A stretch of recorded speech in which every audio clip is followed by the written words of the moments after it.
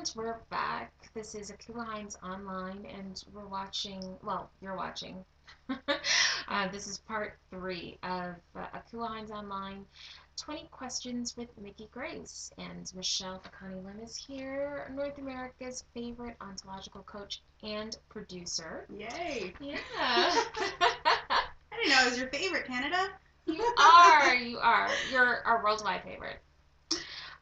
Because we know that there are people watching this, not just here in Canada or in North America. You're watching this all over. And That's thank you so much for watching as well.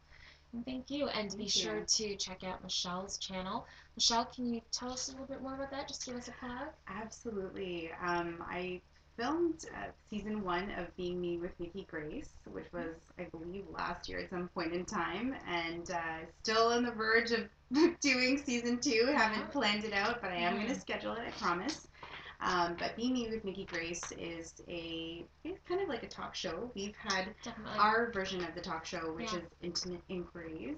Yes. So we're definitely going to do another episode of that soon. Looking forward to it. Yeah, thank you. But it's on Ustream, and you can just look up Being Me with Miki Grace, and you'll find all of our old episodes on there. Fabulous.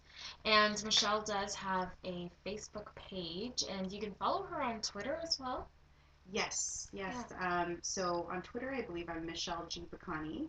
And on Facebook, I am at Facebook, the Miki Grace. And Miki Grace is, of course, Miki Grace. And maybe after we're done the interview, Michelle will explain her nickname to us. Oh, yeah, I definitely will. I know it, but maybe Do you want me to share it now? Sure, go ahead. Sure, why not? We might forget later. So Miki Grace actually came to me from a friend of mine, Oliver Manalese, who created that name. Miki is actually my nickname, so my entire family and all my friends call me Miki. It was a nickname that was given to me from my grandfather, actually. But Miki also stands for, in Japanese, stands for strong sort of tree, very strongly rooted tree. Nice. And Grace, of course. Grace, I look at as a haven. I look at as, Miki Grace stands for a haven of inspiration to create the life of your dreams. That's beautiful. I didn't know that Oliver gave you that. Yeah. Miki Grace. Yeah, he did. Great. Oh, he did. Yeah. He has great ideas. Yeah, thanks. So. Yeah. He did come up with that, so I have to give him kudos every time I say it, because instead of paying him money, I guess. Paying royalty fees. He'll probably charge me later on. Well,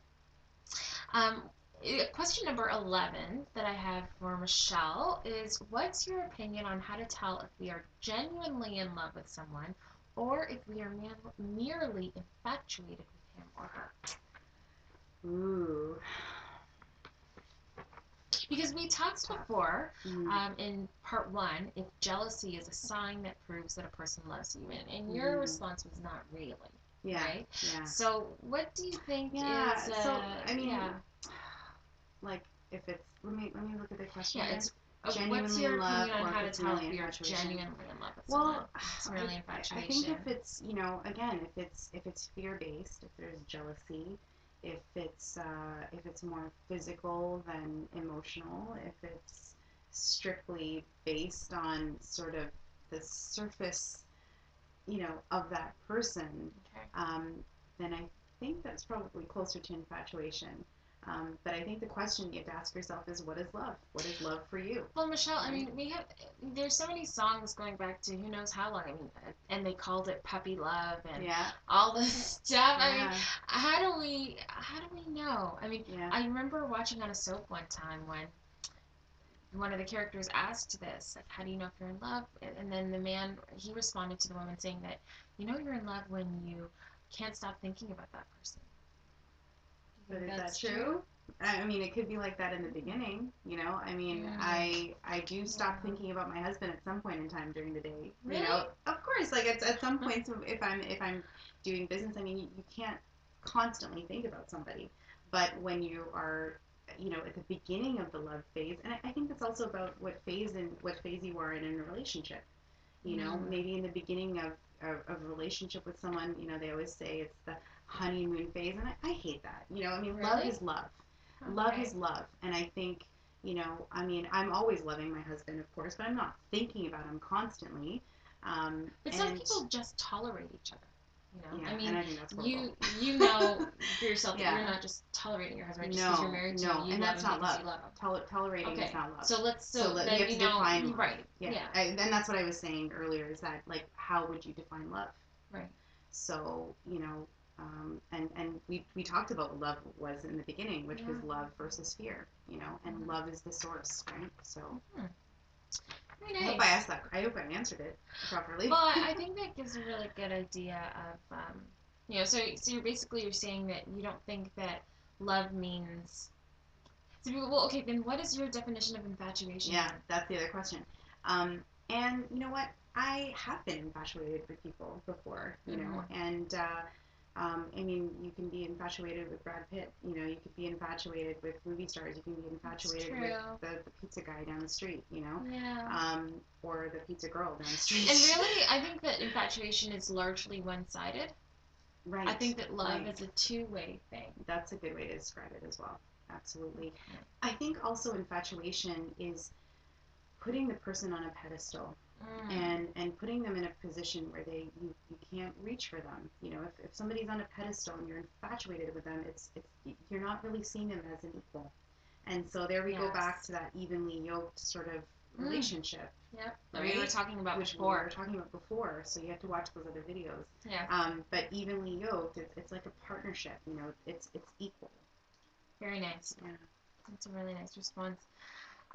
Has technology made people more connected, or is technology to be blamed for people spending less time together? Wow. We were having a conversation earlier about texting and how I cannot stand the fact that people just seem to, I mean, if the phone's already in your hands, why are you texting me instead of just calling me and we can have a vocal discussion? Even if it's for something small. I completely agree with you, and I find it so strange, you know, and I was sharing with you an experience I had recently with a friend of mine, who I'm kind of having, you know, issues with right now, and you know, we're having a conversation through text, and it's, you know, it's like a very elaborate conversation, and I'm sitting there and I'm just like, you have not called me, you have not, you know, in my head I'm just like, how is this happening where we're not conversing about this like adults, you know? It amazes me how people hide behind the technology in many ways. Absolutely. So what's interesting if you were to ask me, you know, has it allowed us to become more open? Absolutely, in many ways. I look at my children and I see how they embrace the technology so intuitively, and how it becomes so much a part of them. And even this morning, I thought of this morning because one of the first things I reach for is my phone in the morning, and I was just thinking, I'm going to put this thing down, and I'm really? Actually, yeah, and I've actually chosen. So you just had a moment where it's like. I had a moment where I just said, I don't need to do this right now. Like, I don't need to immediately reach for it, and it's just amazing how things are starting to become so much more attached to us, and sort of, you know, those scientific. Science fiction stories that you hear where it's going to be embedded in a chip and it's going to be in your hand. Like, this is going to be the smallest. This is the smallest phone that they're going to invent. Is this right here? You know, and it's like I think that there should be a limit, and I think that, you know, yes, has it opened up things? Of course. This is a perfect example of how we're able to broadcast. Thank God. What an incredible opportunity for us to be able to express ourselves through this technology so powerfully and share our message with the world. But at the same time, you know, you'll have experiences like Facebook, or, you know, people bullying, cyberbullying, you know, through Facebook, or, you know, even on YouTube. You know, I know I bring it up a little bit from time to time, which is, you know, my experience when someone actually on my YouTube channel, someone said, what did they say? Something like try suicide. Try suicide. What a freak. And it's funny because, like, oh my gosh. If you look at Gabrielle Bernstein, she's also a very famous coach from New York. She's called Spirit Junkie or something like that. Oh, okay. But she actually talks about sort of negative remarks and how to respond to negative remarks. And So those are all these barriers that we're playing with right now, that there's no laws about it. It's you know, of course that person's like the wild, wild west. Yeah, and of course that person's probably never going to say that to your face. No, right? and that's the thing, is that there's such boldness and bravery. One of the podcasters that I listen to regularly is Joe Rogan, with Joe Rogan Experience. I absolutely love him, and I find he's extremely brilliant and bright, and I hope one day to engage with him somehow, if I can be that smart. But but he talks about how, you know, people just feel so free to be able to comment and judge and express through all these different methods, because it is like the wild, wild west. There's no ruling. There's no, you know, judgment. Like, there's no body that's managing it. And so, yeah, it's tough. It's really tough. So do I think the technology, you know, can be blamed? Yeah, I do. People spending less time together. I do. But do I also think that it's a way that we can get together with people? I mean, you and I are discussing talking to somebody from Africa, a producer from Africa. Yes. How cool is that? Yeah, so, that is cool. You know, and neither of us have ever been there, you know, and I know, met like this what an incredible opportunity through technology, right. And through, exactly. You know, and I've talked to him on the phone, and he's a person who I feel has a lot of integrity, and we're looking forward to working together with him. So, yeah. But see, that's one of the ways that technology is bringing people together. We never would have met him had it not been so I think that, you know, it's responsibility. I think it's understanding that this is a brand new way of communication, and that there needs to be responsibility with it. Definitely. Do you think that the question, what do you want to be? Oh, no. I skipped. Oh my gosh. Okay. Thanks. Let's go back to question number 13 out of 20. So, on a scale of 1 to 10, with 10 being most important and 1 being less important, how important do you think it is for each person to have a hobby of their own choosing, and why? Do you have hobbies? I do. I wouldn't. It's weird because you know, you think about hobby stores. Do you remember seeing hobby stores, like, you know, like different, like there's like train hobby stores, and people that, like, whenever I think of a hobby, I think of like train collection. Like, I think of guys doing train collections and collecting stamps. Okay, well, my idea of a hobby is a little different. My idea of a hobby is like,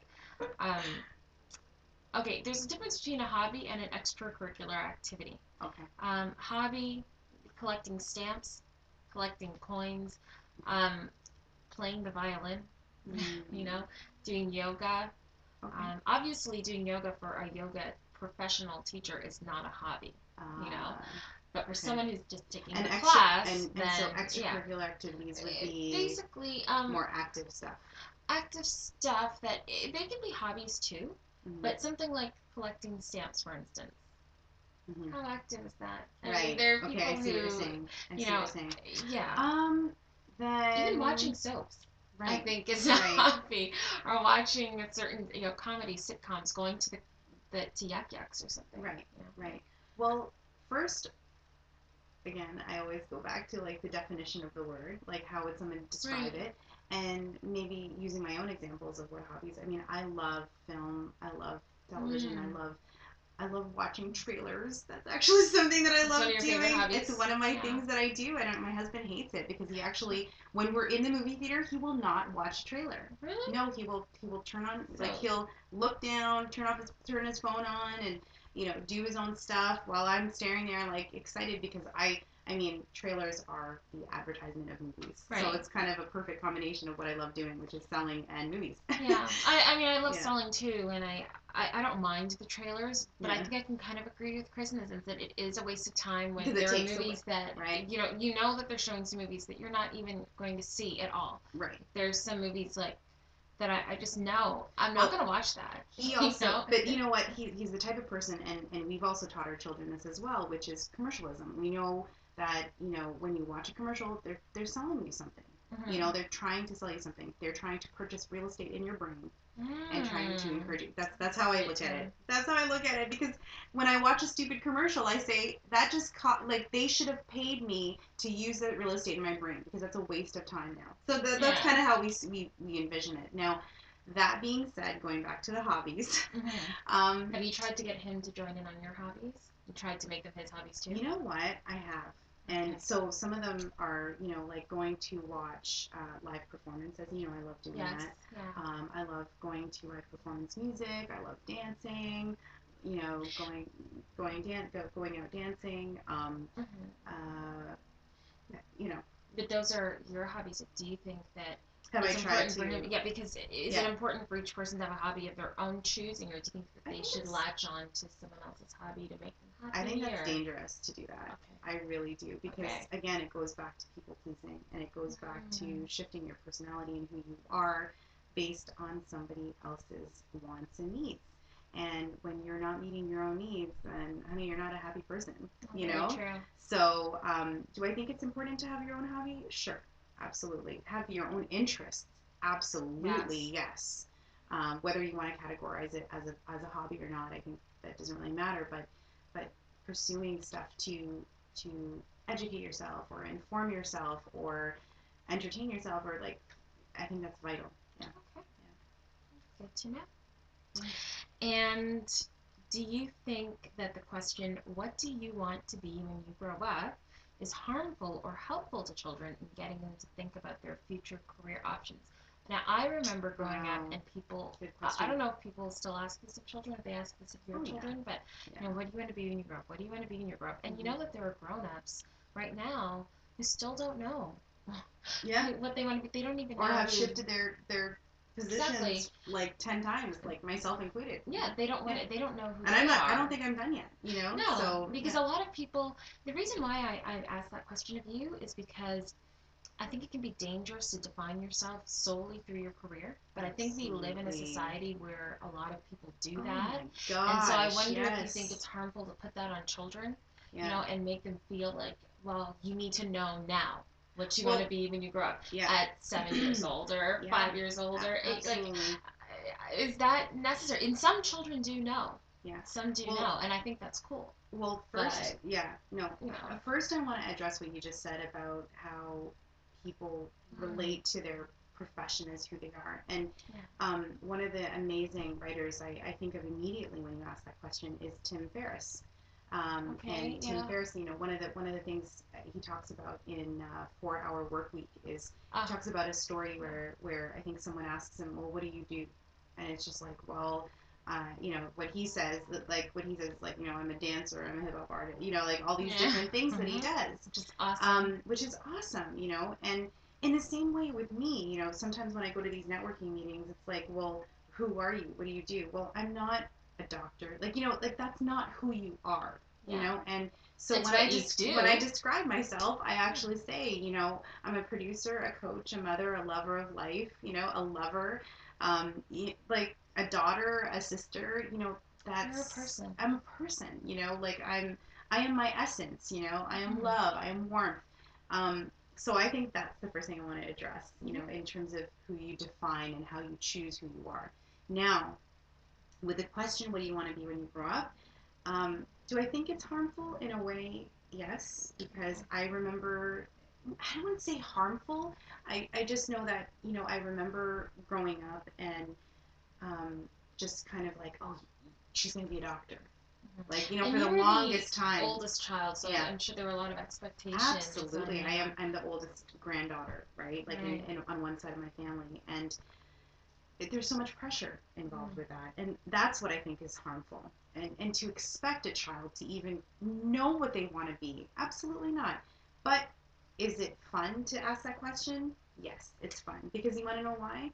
My son the other day, I said, so what are you thinking, Tristan? What do you like? And I didn't even have to ask him the question. He actually offered it to me. Mommy, I'm going to be a producer, an archaeologist.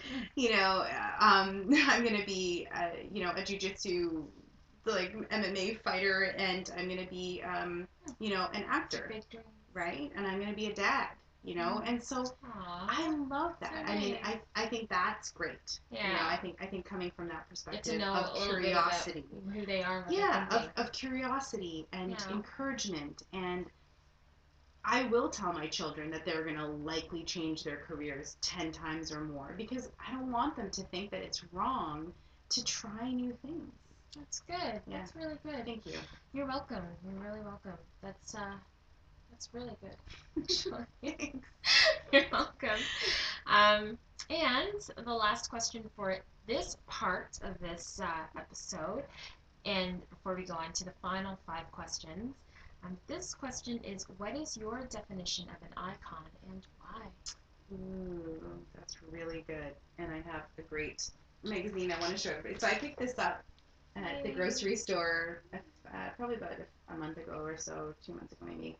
It actually lists the 50 stylish Canadians of all time, icons. So how would I define an icon? I guess I would define an icon as someone who just has such brilliance and confidence in themselves and knows them, like understands themselves so well, understands their essence, that it's fully expressed and mirrored in their life. So much so that it's expressed in their style, it's expressed in their music, it's expressed in their service, it's expressed in who they are. And so it's a calling for them and others to just recognize it, and it just brings inspiration.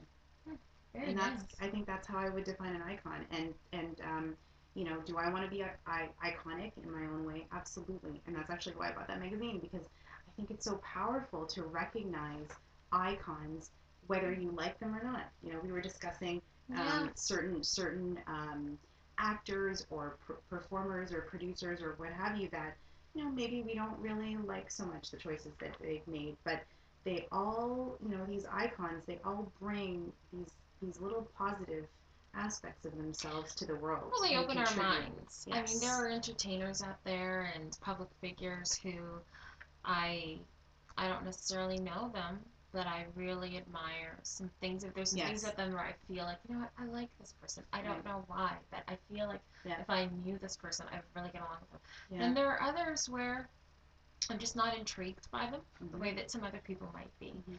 And I think that's fine. I think that's totally fine. We're drawn. I've always felt that we're drawn to certain people for a reason. I agree. We just are. There's something for us to learn from that person, or something that they can show us that we need to see, that we see modeled through their lives, or maybe it was the way they recited a poem, or the way they did a scene, in a television show, or something, the way they ran a race, or they created a table, like this beautiful table we're looking at right now. So I think that and I would love to hear from you. What's your definition of an icon? So please send me a message, connect with me. I'll give you all the connection details for contacting me through social media, through my website. Michelle will also do the same. Absolutely. At the end of part 4. Right. It's the final. Yes. Final piece. This is the final. And so this is your opportunity to take that much needed bathroom break, or to get a cup of tea, or grab a chocolate bar, or whatever you need to do. And we'll see you on part 4. Bye for now. Bye-bye.